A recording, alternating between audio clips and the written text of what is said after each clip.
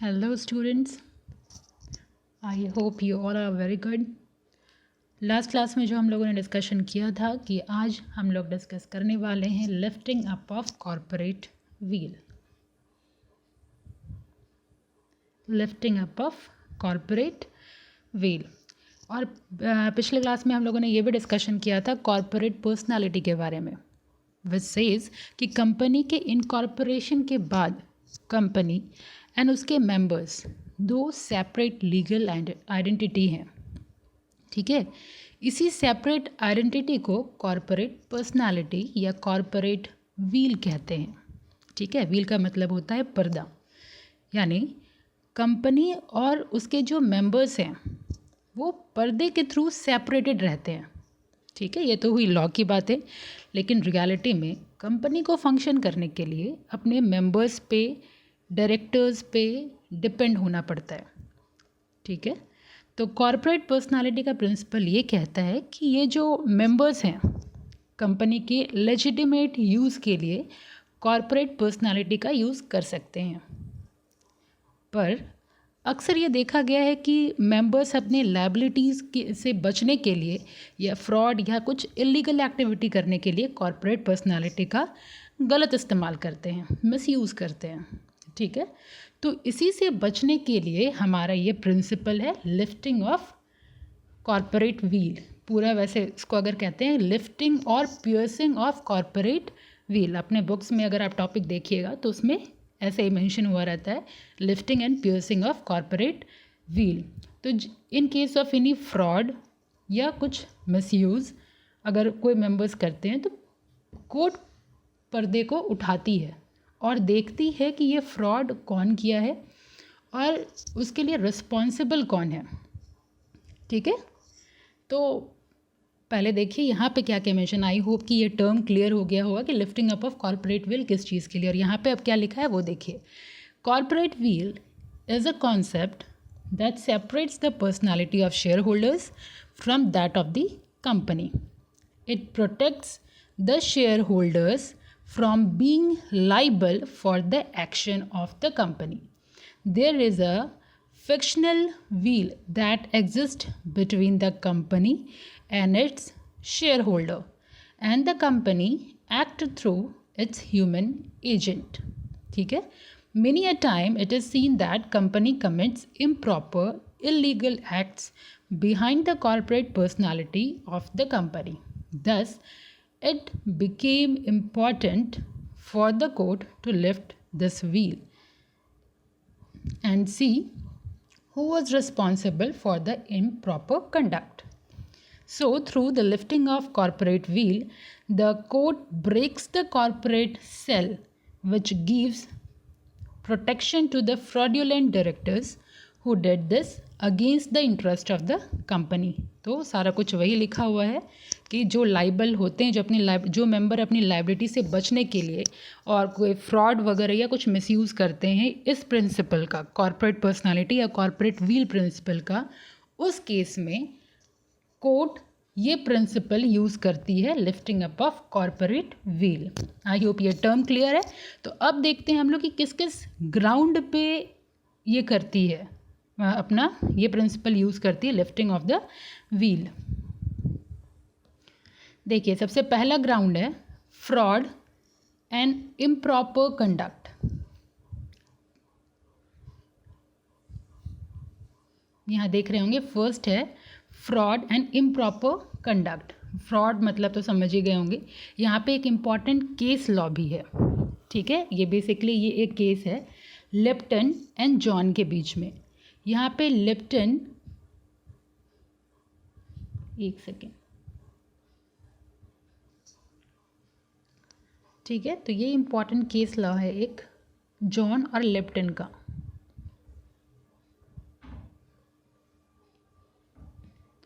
ठीक है, लिप्टन एक कॉन्ट्रैक्ट साइन करती है जॉन के साथ कि वो अपना प्रॉपर्टी सेल करेगी।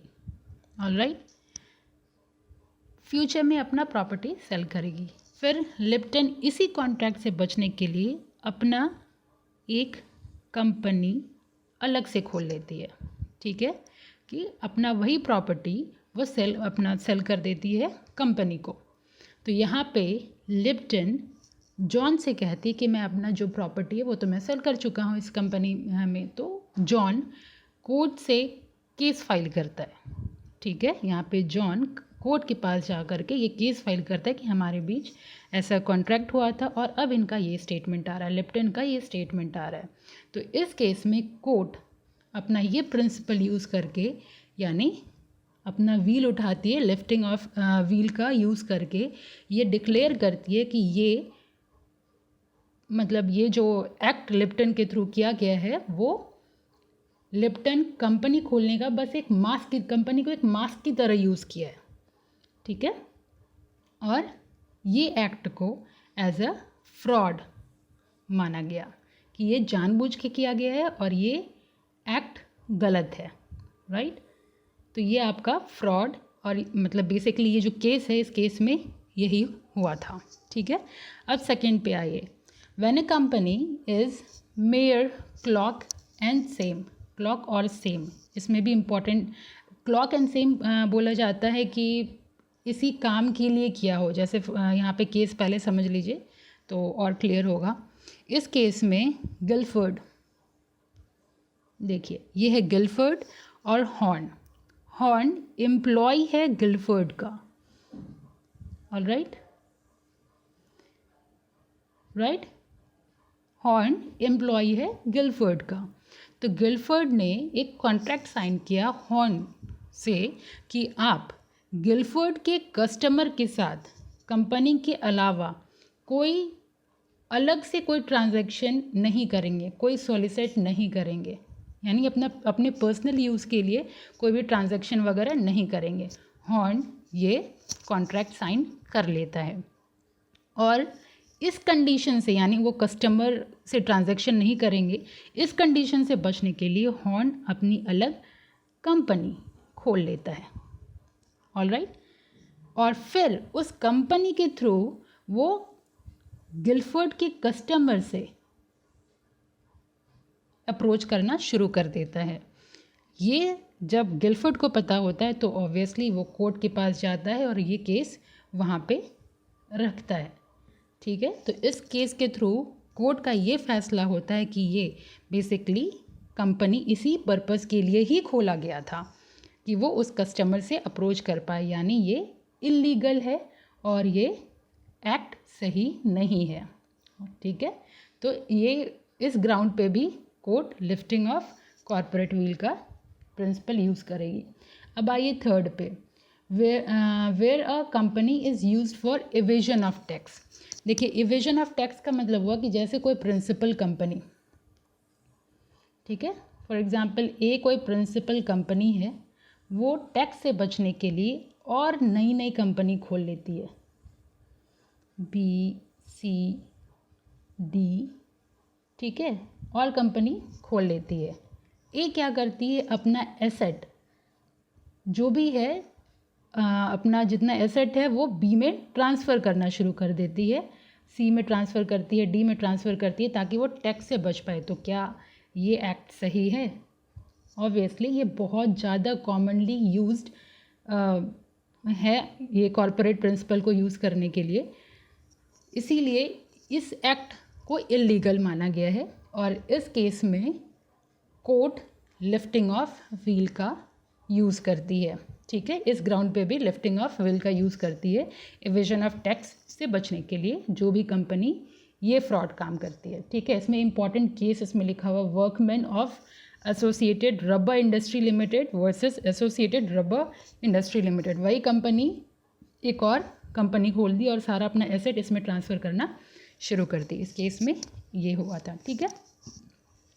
नेक्स्ट है determination of the enemy character of the company. देखिए इसमें क्या है कि अगर किसी दो देश के बीच में अगर कोई वॉर होता है, जैसे इंडिया का वॉर हुआ अगर जर्मनी से, तो जर्मनी के जितने सिटीज़न हैं वो हमारे लिए मतलब एज एन एलियन है, ठीक है। तो वहाँ पे जो भी कंपनी वो एलियन कंपनी होगी, जर्मन की कोई भी कंपनी होगी एलियन कंपनी होगी। तो इस केस में वही है कि डेमलर कंपनी, वन सेकेंड, ये Daimler company basically German citizen के थ्रू इंग्लैंड में इनकॉर्पोरेटेड एक कंपनी है जिसका सारा मेंबरशिप और जितना मतलब बोलिए मैनेजमेंट सब जर्मन सिटीज़न के पास है, लेकिन ये अभी है इंग्लैंड में।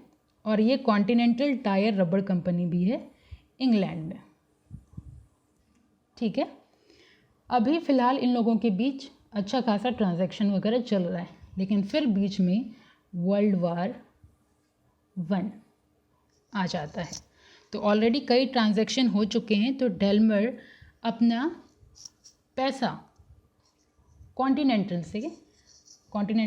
टायर एंड रबर कंपनी से मांगती है। और यहाँ पे चूँकि अब इन लोगों के बीच वॉर हो चुका है, क्योंकि यहाँ पे सारे जो भी मेंबरशिप है और जो भी मैनेजमेंट है वो सब जर्मन सिटीज़न के थ्रू है, तो इंग्लैंड और जर्मन सिटीजन्स के बीच यानी इंग्लैंड और जर्मनी में अब वॉर हो चुका है।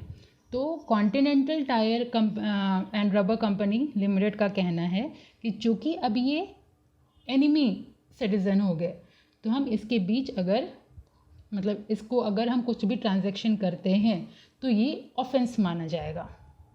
तो इस केस को लेकर के डैमलर कोर्ट के पास जाती है और कोर्ट वही लिफ्टिंग ऑफ कॉर्पोरेट व्हील का यूज़ करके ये देखती है कि डैमलर का सारा मैनेजमेंट जर्मन के पास है, जर्मन सिटीज़न के पास है।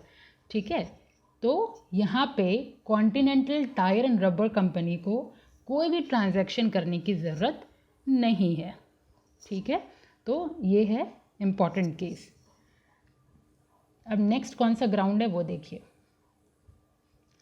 5th है, यहाँ तक तो हम लोग डिस्कशन कर चुके हैं। अब ये है public interest. The court has the discretion to lift the veil to protect public policy and prevent transaction which are in contravention to public policy. वही है कि पब्लिक के इंटरेस्ट के लिए जब भी ज़रूरत होगा तो कोर्ट अपना ये प्रिंसिपल यूज़ करेगी। Thus where there is a conflict with public policy, the court usually take into account the substance and ignore the form। ठीक है, यानी ये सारा 5 ग्राउंड है जिसमें कोर्ट अपना ये प्रिंसिपल यूज़ करेगी। आई होप ये सारा टर्म क्लियर हो गया है, और अब नेक्स्ट टॉपिक के साथ हम लोग नेक्स्ट क्लास में आएंगे। तब तक के लिए टेक केयर, बाय बाय।